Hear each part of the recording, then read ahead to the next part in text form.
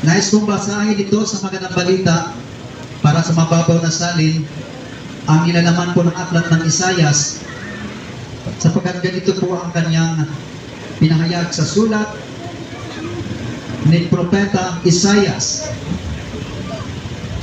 1 verse 13 ng Isayas. Huwag na kayong magdala ng mga walang kabuluhang alay. Kamangyan ay karumal-dumalas sa akin. Ang bagong buwan at ang sabat, ang tawag ng mga kapuluhan. Hindi ako makapagtitiis ng kasamaan niya. Dito po ay pinahayagan ang ganitong salin naman sa Magandang Balita sa talatang 13, ganito: huwag na kayong magdala ng mga handog na walang halaga. Nasusuklan ako sa usok ng insenso. Nababagot na ako sa inyong mga pagtitipon kung pesta ng bagong buwan at araw ng pamamahinga. Ang mga ito'y walang saysay dahil sa inyong mga kasalanan. Labis akong nasusuklam sa inyong pagdiriwang ng pista ng bagong buwan at ng iba pang kapistahan. Sawang-sawa na ako sa mga iyan at hindi ko na matatagalan. Yan ang sabi ng Panginoon. Kapag kayo'y nananalangin sa akin, hindi ko kayo papansinin. Kahit na kayo'y manalangin ng manalangin, hindi ko kayo papakinggan sapagkat marami na ang inyong pinaslang. Linisin ninyo ang inyong sarili at magbalik loob sa akin.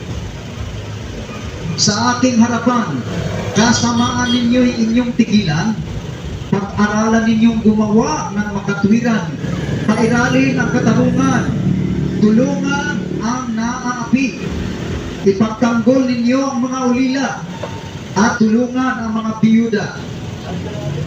Halik kayo at tayo'y magpaliwanagan, sabi ni Yahweh. Gaano man kapula ang inyong mga kasalanan, kayo'y aking papuputiin tulad ng yelo o bulak. Kung susundin ninyo ang aking sinasabi, tatamasahin ninyo ang ani ng inyong lupain. Ngunit, kung susuway kayo at manghimaksik, tiyak na kayo mamamatay. Ito ang mensahe ni Yahweh. Maliwanag dito sa salitang ito na sinabi ng Panginoon.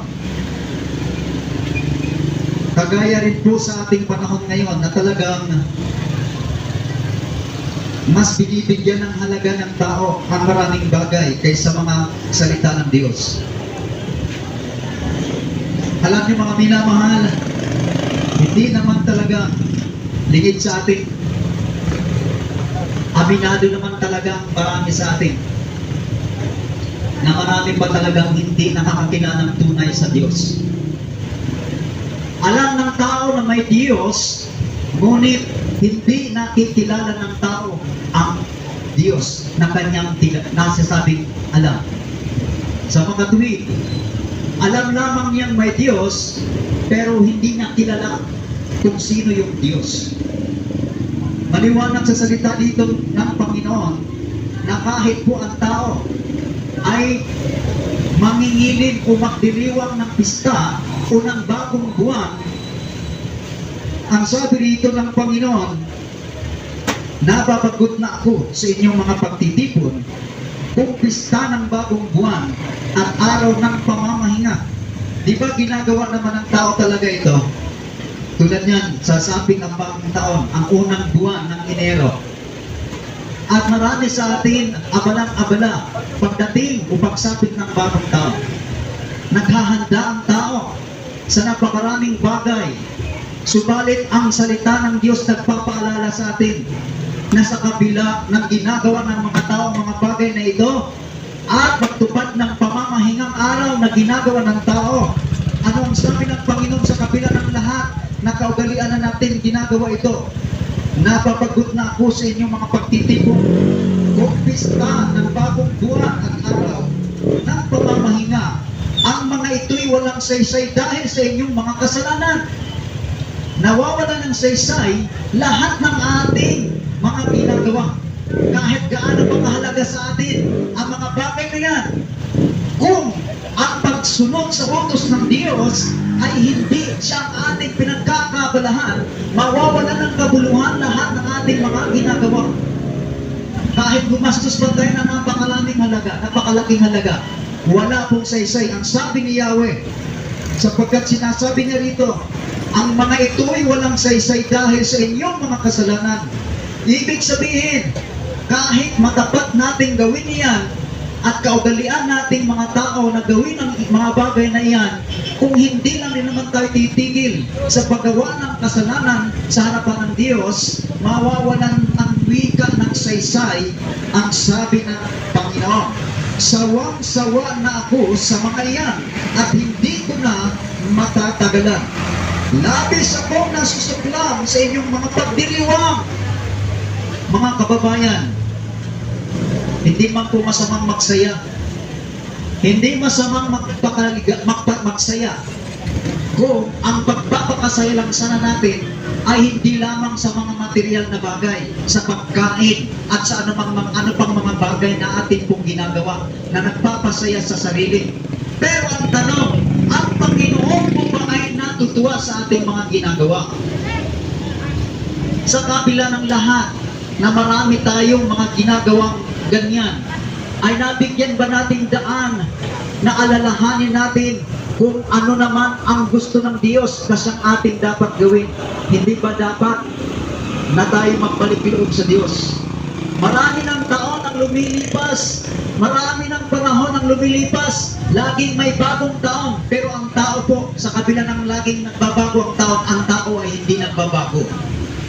Ang kailangan po ng Diyos, ang pagbabago ng tao, sapagkat sabi rito, linisin ninyo ang inyong mga sarili at magbalik loob sa akin, sa aking harapan. Kasamaan ninyo inyong tigilan. Pag-aralan ninyong gumawa ng katwiran. Pairalin ang katarungan. Tulungan ang naaapi. Di ba yun ang mahalaga sa paningin ng Diyos? Hindi ba yun ang mahalaga sa paningin ng Diyos na dapat gawin ng tao? Ano ang ginagawa ng tao?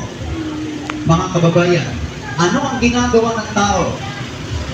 Tayo'y nakikinabang, kumakain tayo araw-araw. Kung minsan, doon na lang tayo nakapokus. Nakatuon na lang ating mga kaisipan upang tayo ay magkaroon ng maraming bagay material dito sa mundo. Pero nakakalimutan na po ng tao kung ano ba talaga ang mahalagang gawin upang magkaroon ng saysay ang ating mga oras, ang ating mga araw. Kaya, kung naghahanda man ang karamihan ngayon sa darating na bagong taon, alalahanin natin mga kababayan na mas higit natin paghahandaan ang pagdating ng Panginoon, sapagkat sinasabi niya sa araw na yaon, mga minamahal, sa araw na yaon, ang araw na yaon ay araw ng kahapisan, araw ng pagdadalamhati, araw ng kadiliman, pagsasalimot ng kadiliman, araw ng kawakasan. Yun ang araw na haharap tayo sa Diyos. Ano ang ihaharap natin sa Kanya? Sa araw ng Kanyang pagparito. Yamang ang tao ay kadalasan ay abalang-abala sa napakaraming bagay. Yamang tayo po ay abalang-abala sa napakaraming bagay. Kaya ating pinapahayag ang salita ng Diyos. Gaya ng sinabi ng Panginoon, linisin ninyo ang inyong sarili at magbalik loob sa akin. Sa aking harapan, kasamaan ninyo inyong tigilan. So ito po pala ang dapat natin gawin. Huwag lamang yung tayo ay naghahanda, laging abala pagsapit ng bagong taon, kung anong ihahanda, kung ano ang gagawin. So ano pong makukuha natin sa ganong paraan? Ano ang mapapakinabangan natin sa ginagawa natin? Ito ba ay nagdudulot sa Diyos ng katuwaan o nagdudulot lamang sa Diyos ng galit? Dahil kung minsan, sa sobrang pagsasaya ng tao, mga kababayan, mga kapatid, ay nakakalimutan na nila alalahanin ang kalooban ng Diyos. Ito ang hinihiling ng Panginoon. Kung ang tao may abala upang ipaghanda ang pagsapit ng bagong taon, ang sabi rito ng Panginoon, huwag na kayong magdala ng mga handog na walang halaga. Nasusuklap ako sa usok ng insenso, na mabagot na ako sa inyong mga pagtitipon. Di ba? Sama-sama tayo pagdating ng mga ganitong mga panahon, pamilya, nagtitipon-tipon, mayroong reunion, nagsasaya, naghahanda, kumakain. Hanggang doon na lang ba tayo? Hindi ba natin naaalala ang Panginoon kung paano natin siya mapaghandugan ng handog para naman siya mapasaya at hindi lang tayo nagpapakasaya? Hindi ba natin naiisip kung paano naman natin ang Diyos luburin? Ibinibigay niya ang bagong taon, hindi para atin pong punuin at ubusin sa kalayawan. Ibinibigay ng Diyos yan, ang araw, ang oras, ang panahon, ang taon, upang bigyan ng pagkakataon ang lahat na magbalik loob sa Diyos, upang sa mga taong darating ay mabigyan naman natin ng pagkakataon na baguhin ang ating pong mga buhay. Mas higit na nalulugod ang Diyos kung ang pag-uukulan nating panahon ay yung para naman sa Panginoon na makita niya na nagbago ang tao, na mayroong pagbabago ang buhay ng tao, pero wala. Paglipas ng isang taon, gano'n na naman uli. Balik na naman sa dating gawin. Balik na naman ang tao sa masamang gawain. Hindi na naalala ang Panginoon. Hindi na naalala kung bakit may taon pa na sumasapit para sa atin. Mabuti lang talaga ang Diyos. Dahil sa kabila ng ang tao ay hindi man lang napapansin ang mga salita ng Diyos, ay binibigyan pa rin ng pagkakataon ng Diyos ang tao na magbalik loob sa Kanya.